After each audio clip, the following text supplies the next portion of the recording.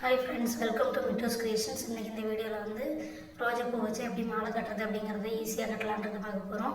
அதுக்கு தேவையான அளவு ரோஜாப்பூ எடுத்துக்கோங்க. அதில் வந்து இருக்கிற கம்பெல்லாம் வந்து ஃபஸ்ட்டே வந்து நீங்கள் எல்லாத்தையும் உடச்சி எடுத்துகிட்டு வெறும் பூ மட்டும் இருக்கிற மாதிரி வச்சுக்கோங்க. அதுக்கு வந்து ஒரு திக் சைஸான ஊசி எடுத்துக்கோங்க. அதில் நூல் கோத்துக்கோங்க. நான் வந்து ஒரு ஃபோட்டோக்கு போடுறதுக்காக தான் இந்த மாலையை வந்து ரெடி பண்ணுறேன்.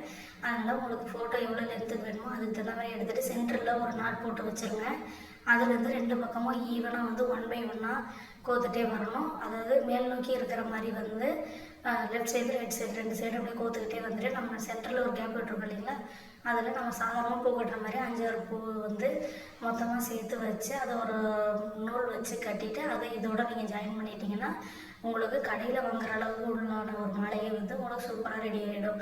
இது வந்து நீங்கள் ஃபோட்டோக்கு போடும்போது நீங்கள் வந்து நீங்களே கட்டினதுன்னு யாரும் சொல்ல மாட்டாங்க, கடையில் வாங்கினது மாதிரி தான் இருக்கும். தேங்க்யூ ஃபார் வாட்சிங்.